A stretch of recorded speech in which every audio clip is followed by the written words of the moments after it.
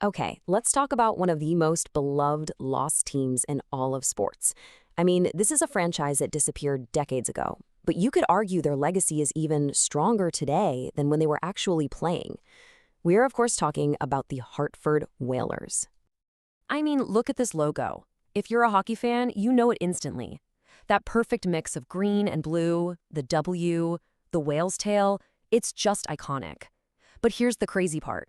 The team hasn't played a single game in Hartford since 1997. So how in the world does a ghost team still haunt the hockey world in like the best way possible? Well, that's exactly what we're going to get into. It's this incredible story that has it all.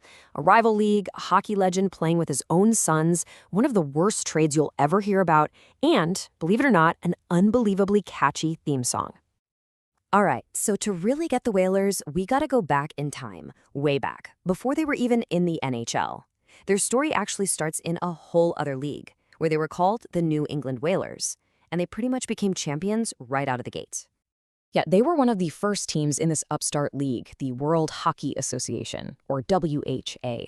The whole point of the WHA was to go head-to-head with the NHL, and the Whalers' journey, it didn't even start in Hartford. Nope, it started in Boston, all the way back in 1972. And get this, they were good. Like, immediately good. In their very first season, we're talking 1972-73, the Whalers went and won the whole thing. The very first WHA championship. I mean, talk about making an entrance, right?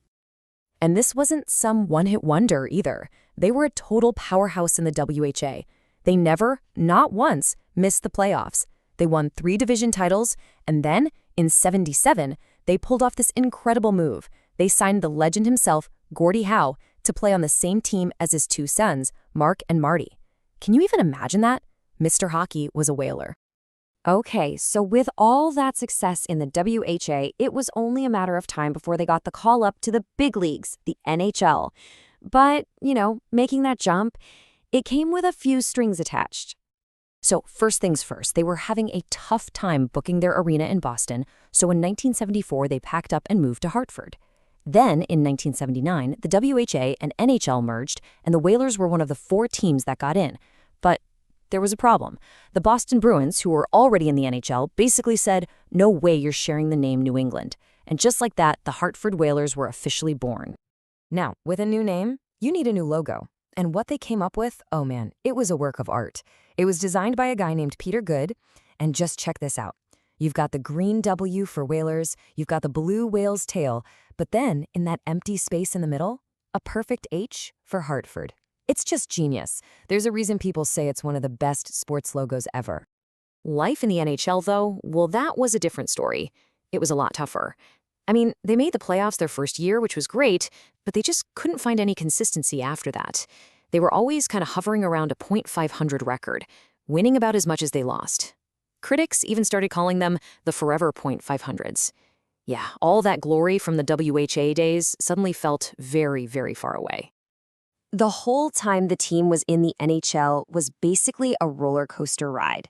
You had these incredible highs, this one shining moment of real hope, and then, boom.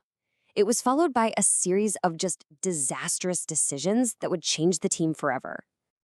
And this was the peak. Right here, the 1986-87 season.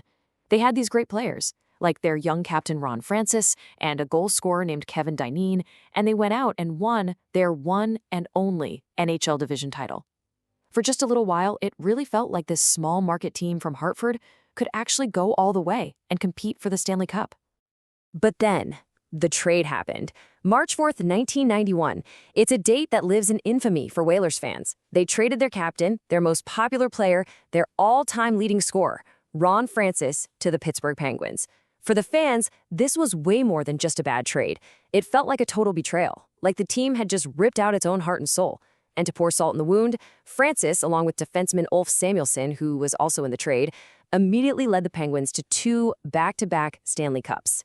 It was just devastating, a blow the team really never recovered from. So with the team's best players gone and this city's spirit just crushed, the problems started piling up. The pressure of being the smallest American market in the entire NHL became too much to handle. And from there, the end came. And it came fast. It really all started in 1994 when a new owner, Peter Carmanos, took over.